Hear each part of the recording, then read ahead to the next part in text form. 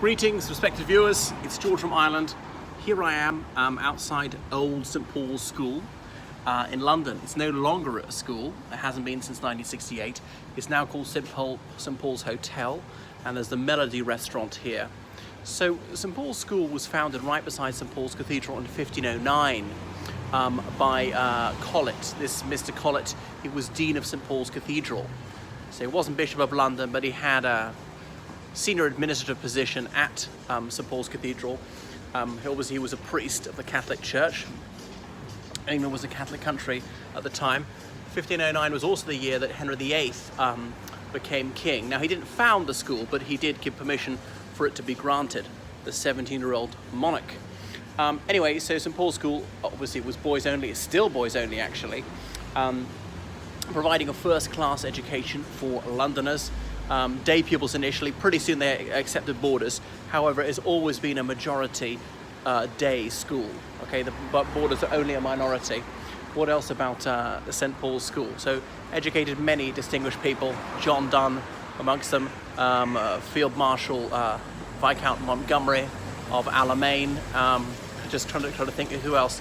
There were a couple of prime ministers. George Osborne, Chancellor Exchequer, and now editor of the Evening Standard. Don't let that put you off. I'm just trying to think. The other names are not tripping off my tongue. Rabindranath Tagore, the Indian poet. No, not Rabindranath Tagore, sorry. Sri Aurobindo, who indeed was head boy of St Paul's, the Indian poet and nationalist campaigner. So the headmaster of St Paul's is the title High Master, and this was the High Master's house when it existed. Well, right, in the United States, you say the principal of the school. In the United Kingdom, if it's a man who's in charge, you usually say headmaster. If it's a woman in charge, you say headmistress. There is the gender-neutral term, which is head teacher. Anyway, so St Paul's, obviously, they were concentrating on classics in the old days, but they did all sorts of subjects. By 1885, it had outgrown its original site, so it moved out here to Hammersmith, which was the western edge of London at the time. And the school was so popular, got so many pupils, that by 1968 it had to move again, and it moved about 2 miles further west over the River Thames to the south of the river to an area called Barnes, where it has a purpose-built site. 1960s architecture. It's not lovely, it's kind of quite functional, hasn't aged well, isn't hideous either. So that's that. More things to point out about this place. So Bernard Lord Montgomery, he was born here in London in 1889, if memory serves. His father was an Anglican clergyman, was in charge of a parish at Kennington, and the church his father ministered in still stands. Later, his father was made Bishop of Tasmania, so they moved to Australia, and his parents are very distant. But anyway, so Montgomery was English, Irish, and I think Welsh descent. His mother was a redoubtable woman, but his parents were often away for long periods, largely raised by the servants. Bishops were held in very high regard in those days. But anyway, Montgomery, he decided he wanted to, after St Paul's School, wanted to become an army officer, which very few Paulines did in those days. Anyway, so he entered the Royal Military Academy. He was commissioned as an officer. He served in India for some time, in Quetta, that's now in Pakistan, and various other places. And obviously he fought in the First World War. And he was indeed fighting in Ireland right after the First World War, because the IRA, Irish Republican Army, was active there. They began an insurrection because they wanted Ireland to break away from the United Kingdom.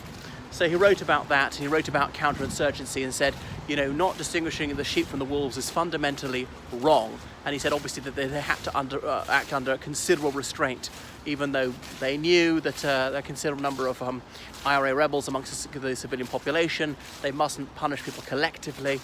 And he said Cromwell or Wilhelm II would have finished in a very short time, because he simply would say, well, I'm just going to burn down everybody's houses or things like that, or be willing to kill civilians. He said, well, we simply can't do that because that would be immoral. And the public opinion wouldn't stand for what was necessary to do to quell the revolt. Then when there was a truce in July 1921, and indeed a peace treaty in December 1921, Montgomery wrote he considered that the Prime Minister, David Lloyd George, had done the right thing. Anyway, that was that. So he was in charge of a staff training college for a while.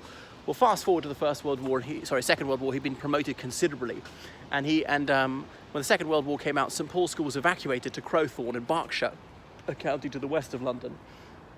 And so St Paul's School's building right here behind me, well, a bit of it, this is only the headmaster's house, well, many more buildings were demolished in 1968, Montgomery was moved in here with his staff to plan for D-Day in 1944, and he had many meetings here with the Supreme Allied Commander in the Western European Theatre, that was Dwight D. Eisenhower, and various other US military personnel from the US Navy, from the Marine Corps. Remember that there was no Air Force as such for the United States. It was a US Army Air Corps until 1948. So the Air Corps was part of the Army until 48. It's only from 1948 that the US Air Force existed as a separate organization. And indeed in the 1930s, when one US military officer had proposed that the Air Corps be separated from the Army, he was met with howls of derision. He was court-martialed for that and other offences, such as saying that the Japanese would launch an unprovoked attack on the United States. Anyway, so then there are photos of the meetings they held here. And when St Paul's School was moved out of here in 1968, they took lots of artefacts pertaining to Montgomery and so on and moved them to the new site of St Paul's School in a room which is called the Montgomery Room. So anyway, shortly before D-Day, Winston Churchill came here and King George VI for a briefing on what was going to happen at D-Day. Of course, it was absolutely top secret. And the Allies were hinting that they were going to land maybe in southern France, or would they even go in via neutral Portugal to fight their way across Spain? And Churchill insisted his staff look into that one, though it was daft and a waste of time, going a much longer route to fight across a mountainous country.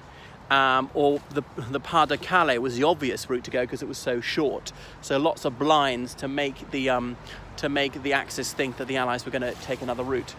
Anyway, Charles de Gaulle was the French leader. He was the chairman of the Committee of National Liberation. Remember, he was a general, not the most senior general in the French army by quite some distance, but de Gaulle, he was not president, he was not prime minister, he never even sought elected office, but he'd fled here in 1940, and that June had set up his French Committee of National Liberation, and the Allies didn't know quite what to make of him. Did he have any political legitimacy? But as I say, they would recognize him as that, chairman of the French Committee of National Liberation. And relations between him and the other Allied leaders were distinctly cool. So they only brought him in on the D-Day plan 4 days before it went into action. Of course, he might raise some objections. His landing on the French coast, extensive bombing of the French coastal cities could not fail but to kill thousands of French civilians. And his name would be mud in France, especially if it didn't work. You agreed to the deaths of thousands of our people, and we still under Axis rule. And Eisenhower was very touch and go about the whole D-Day operation. It could have been a debacle. Obviously, we know it went very well. And was the weather going to be right? There were unseasonable storms and heavy wind and rain shortly before the operation went ahead. Would they have to postpone it? Anyway, we all know that it succeeded, and the casualties were not that high considering. But that's where it planned. That is Old St Paul's School. Go and stay in the hotel, dine in the restaurant. This is a bit of their grounds. Obviously had many more buildings demolished in 1968, which is why you see fairly modern buildings all around it. Okay, so that is enough from old St Paul's School. The original site beside St Paul's Cathedral has nothing there. Obviously that was long since demolished, and none of those buildings remain, unfortunately.